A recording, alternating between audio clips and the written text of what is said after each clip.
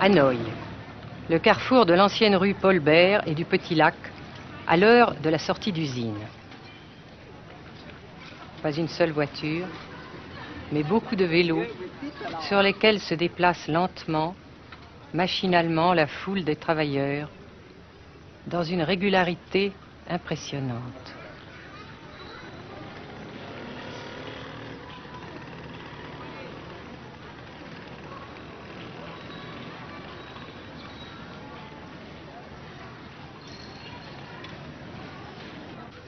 La sensation que ce pays est anormal ne nous a pas quittés au Nord-Vietnam. Anormal d'abord parce que toute vie individuelle a disparu au bénéfice d'un effort collectif extraordinaire. Dirigé d'une main de fer à l'intérieur d'un dispositif de sécurité draconien. Anormal ensuite parce que dans ce pays coupé en deux depuis 10 ans, un grand nombre de familles vivent le drame de la rupture qui alimente à sa façon la guerre du Sud. Est-ce que vous pensez, Monsieur le Président, qu'il y a une solution militaire à la guerre du Sud-Vietnam? Non. Parce que vous savez que le peuple Vietnam, c'est un. Et le pays du Vietnam, c'est un. Les Américains ont fait une guerre d'agression, comme qui dit, c'est une guerre non déclarée. Et, comme vous savez aussi, vous avez pu lire dans la presse, n'est-ce pas, mondiale, que plus la guerre prolonge, plus les Américains et leurs valets, n'est-ce pas, comment dire ça,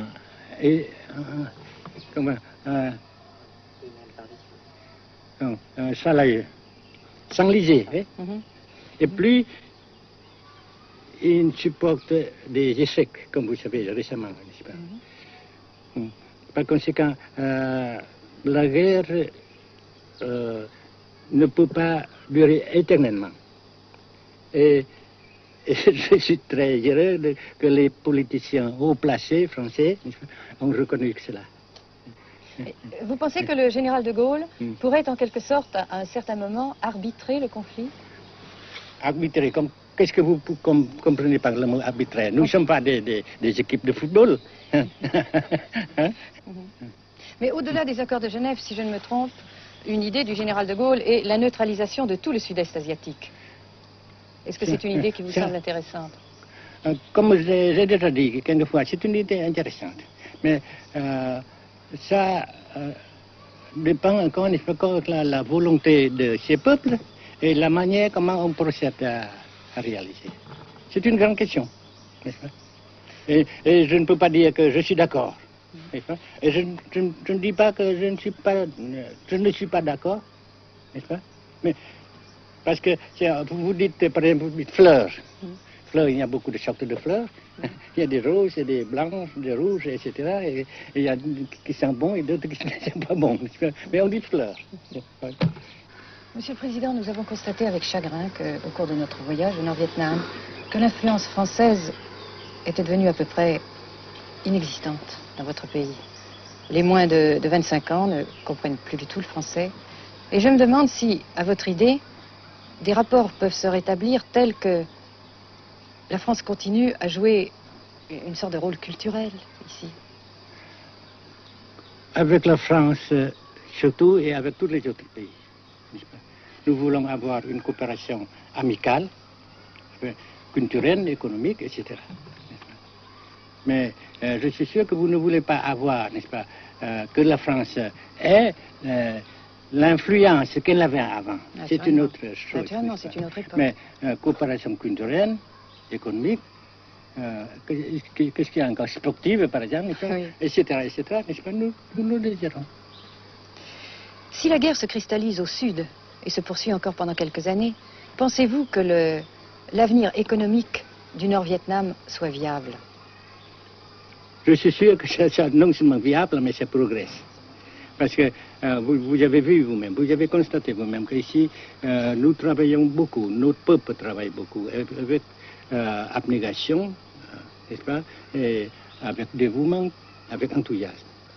Et d'un côté, nous travaillons pour, comment dirais-je, pour, principalement, n'est-ce pas, de nos propres forces, de nos propres... Et aussi, nous avons, n'est-ce pas, l'aide fraternelle des pays socialistes, n'est-ce pas. Alors, nous, jusqu'ici et après cela, n'est-ce pas, nous avons déjà réalisé des progrès.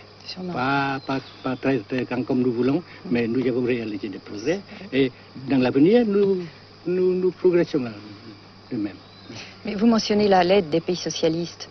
Est-ce que cette aide ne s'est pas trouvée légèrement compromise à la suite du conflit idéologique entre la Russie et la Chine? Non, parce que ces questions, n'est-ce pas, différences idéologiques entre nos différents partis frères, c'est nos affaires intérieures. Ça passera. Et l'unité, ça se fera. Mais l'aide fraternelle continue et continuera. Et c'est très précieux pour nous. Bien sûr. Mais certains ont l'impression chez nous, Monsieur le Président, que le Nord-Vietnam se trouve actuellement assez isolé, asphyxié même, et que politiquement, il pourra difficilement éviter de devenir une sorte de satellite de la Chine. Qu'est-ce qu'on peut répondre à cela? Jamais.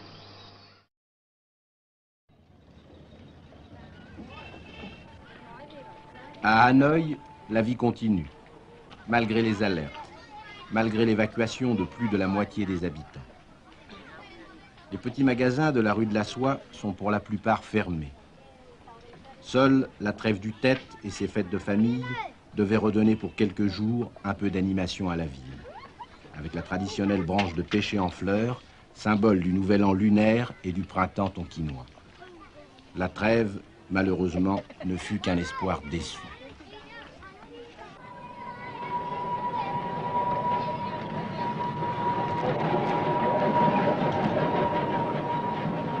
Dans les rues, de grands panneaux de propagande donnent les informations de guerre, les statistiques officielles et quotidiennes des pertes américaines.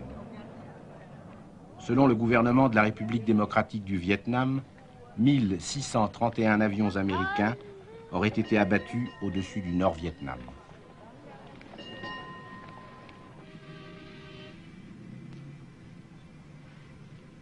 Le grand pont d'Oumer, construction métallique de 2 km de long à la sortie nord-est de Hanoï, assure toujours la traversée du fleuve Rouge. Sa sauvegarde est capitale. La défense antiaérienne du Vietnam, tant redoutée par les pilotes américains, dispose de nombreuses fusées solaires de fabrication soviétique. C'est la première fois que nous pouvons vous les montrer. Les rampes mobiles de lancement sont déplacées chaque nuit afin de déjouer les repérages.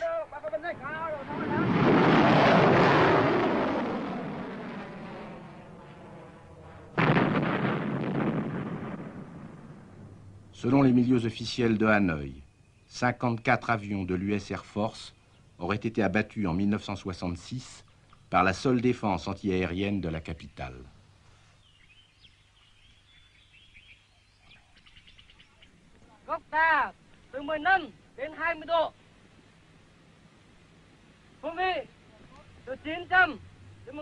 Pour la première fois également, nous avons pu voir les pilotes et les avions de chasse vietnamiens. Pour la plupart, leur formation a été assurée en URSS. L'état-major des forces aériennes du Vietnam se défend d'utiliser des pilotes ou des spécialistes étrangers. Les MiG-17 et 21 participent de plus en plus nombreux à la défense du Nord-Vietnam. Les résultats des combats aériens sont mal connus et contradictoirement mentionnés dans les communiqués vietnamiens ou américains. Le général Vo Nguyen Giap, ministre de la Défense, a répondu à nos questions concernant le point de la situation.